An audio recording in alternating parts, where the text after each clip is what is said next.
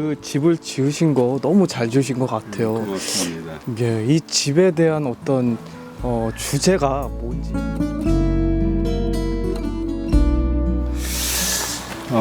이 집은 이제 제가 빌더 생활 올해로서 이제 17년째 시작을 하는데요.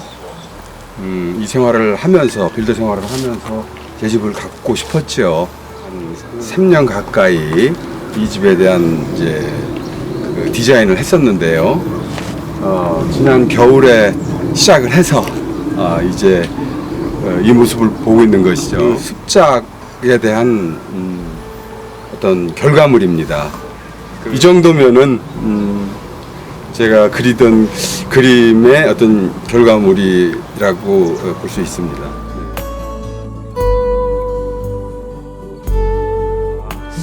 팀장님께서 워낙 유명하신 분인 거 이미 알고는 있는데 특별히 이렇게 한 기업에서 자재를 이렇게 패키지 형태로 이렇게 네. 다 쓰시는 네. 특별한 혹시 이유가 있으신가요? 이제 제가 물론 이제 어느 한 회사하고 거의 거래를 합니다. 일단은 이제 이것은 신뢰의 문제이거든요.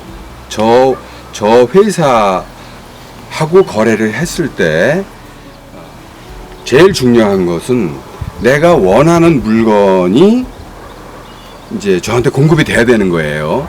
그런데 그 물건, 그 제품이라고 하는 게 품질도 있어야 되겠고, 어떤 규격에 대한 정확도도 있어야 될 것이고, 예를 들자면 여기 지금 이 집의 그 외장재는 시멘트 사이딩인데, 이것은 이 제품은 이제 구체적으로 얘기를 하면 그 미국산 제임스 하디 제품입니다. 길이가 3.6m고 그 두께가 7.5mm인데 시중에는 예를 들어서 뭐 말레이시아 제품이라든지 타일랜드 제품 같은 경우는 두께가 6mm로 이렇게 얇은 것도 있고요. 당연히 그러면 가격 차이가 나는데 가격도 물론 이제 중요하지만 품질을 생각한다면은 비싼 가격을 지불할 필요가 있다고 봅니다.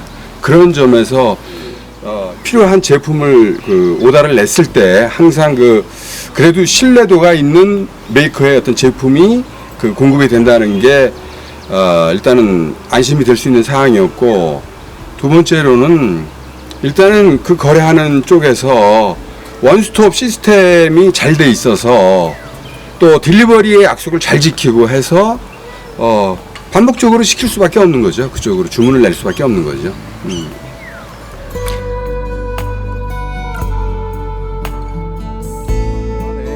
들어가서 보니까 특별한 것들이 너무 많았었는데 그래요? 그 마치 선반 마냥 이렇게 네. 돼 있는 부분들이 있더라고요. 네. 그런 것도 다 이렇게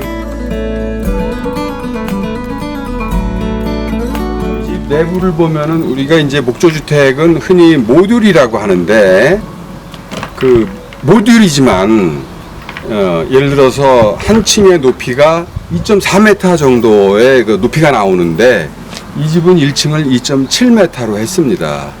그러니까 그 윗부분에 어떤 여백이 생겨서 그것을 그냥 디자인 측면에서 선반을 넣은 거예요. 내부 인테리어를 위해서 소품을 놓는다든지 아니면은 생활 물건을 올려놓을 수도 있고요. 그런 이제 그 의도가 있었습니다.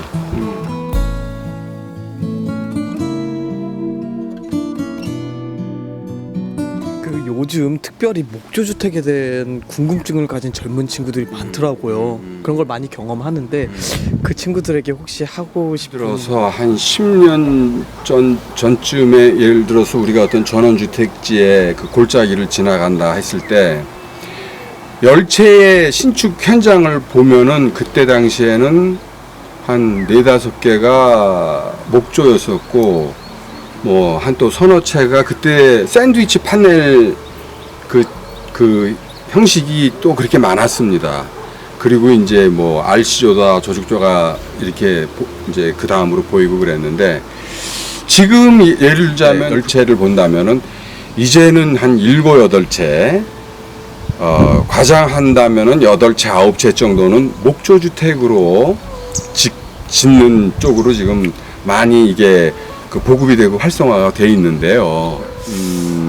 지적하고 싶은 것은 디테일에서 예를 들어서 뭐 토대다 어떤 그 벽골조다 지붕골조다 이런 거 하는 거 보면은 분명히 이것은 모듈화 돼 있어서 거기에 대한 그 인포메이션이 잘 돼 있는데 아직도 그렇게 시공을 못하는 그 현장이 좀 눈에 자주 띄어서 그게 좀 걱정스럽고요.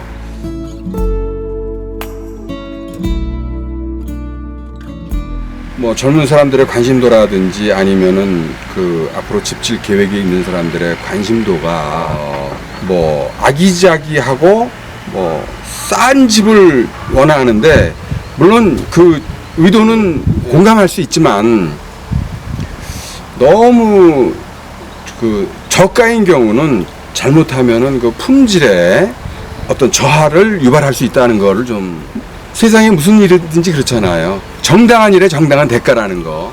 그런 점에서 목조주택 그 수주와 어떤 그 시공에 있어서 그 단가상의 문제, 그게 일방적으로 너무 저가로 흐르고 있는 것 같은데 그거는 조금 건축주 입장에서 그런 측면도 살짝 걱정을 한번 해보고 집 짓기를 시작했으면 좋겠습니다.